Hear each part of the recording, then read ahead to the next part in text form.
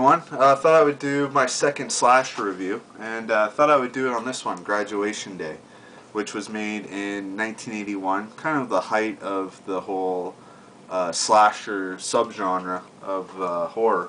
Um, yeah, basically this movie starts off with a track team, high school track team, and this one runner basically doing the 30-second 100-meter dash, and the whole team's kind of pushing her. Even her coach is pushing her, and at the end she basically has a heart attack and dies, and everyone's kind of shocked about it.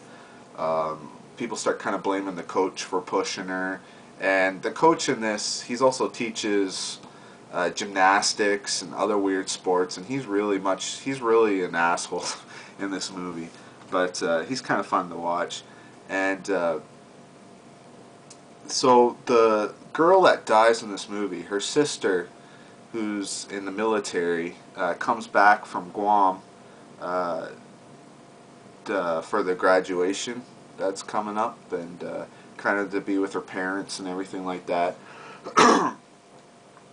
And yeah, she comes back, and right away you start thinking like maybe she might be a suspect for the murders that are about to happen. You know, she's really obsessive with her deceased sister, saying that she's the only thing in her life and all this, and how much of a tragic thing it was, and she's out to get answers and stuff like that. So right away you get that, and almost right away the killings start to happen. I say like most of the kills in this are actually take part in the woods next to the school, which in a way you could pretty well classify this as a backwoods slasher, which is really weird to think about. But yeah, a lot of like not really. I'd say they're creative kills, but not a lot of gore to them. You get one, like a pretty tame slice neck or slit neck. Get a football with this sword attached to it, kind of being tossed through the air and hitting like a football player, and stuff like that. And but yeah, it's basically the killer's going through and killing everyone on the track team. So, you know, one by one, he has a picture frame, and he's basically marking off everyone that he's killing from the track team.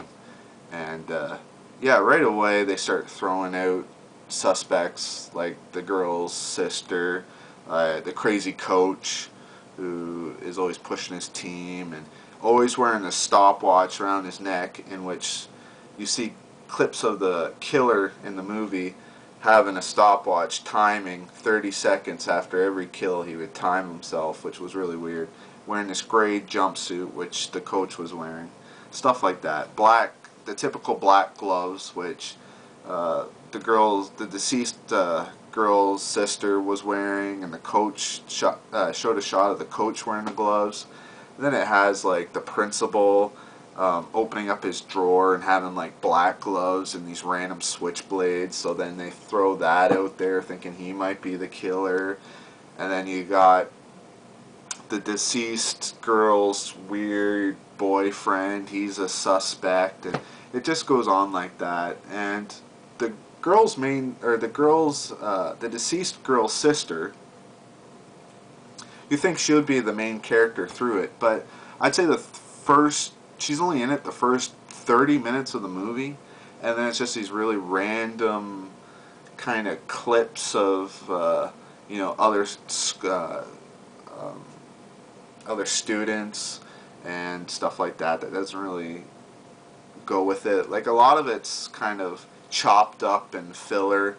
Like you get this one kind of the school music teacher who's like this 1970s lounge singer, and he's flirting with all his students, and he's with there's one clip with him and Linnea Quigley, which, you know, he basically, she flirts with him, and they end up having sex in his office to, you know, raise her grade pretty much. But you don't really see much of that. Like you see You see her, you see her boobs. That's about it. There's not a lot of nudity in this. A lot of tame kills.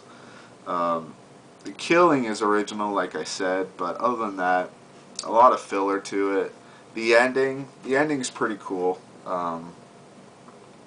You kind of figure out who the killer is. You know, near the end, you start, figuring out who he is. But yeah, other than that, it's a decent movie. Definitely worth watching. I got this. This is actually a really uh, cheap release. It's a legacy release, which is weird because I popped this in and then it has like a trauma, kind of a trauma intro to it. So I don't know if it's like a trauma print on a cheap DVD case, but yeah, it wasn't bad quality for what it was. Like a lot of it was dark. In most cases, it was pretty dark. You didn't see a lot of the killings. Like there's one killing with this guy getting decapitated in the forest, and you don't see a lot of it, just because it's really dark and kind of grainy. But yeah, it's not bad. Of course, they advertise at the front with Vanna White, which Vanna White's really not in this that much. Like she's one of the random students in the school, which she probably only has maybe 2 or 3 scenes in this movie with her just hanging out. So yeah, it's kind of weird how they advertise that at the front there. But yeah, decent enough movie. Definitely worth checking out if you can find it for fairly cheap. But yeah, it's definitely not one of my favorite 80s slashers. But yeah, cool nonetheless. So yeah, that's my quick slasher review, and thanks for watching.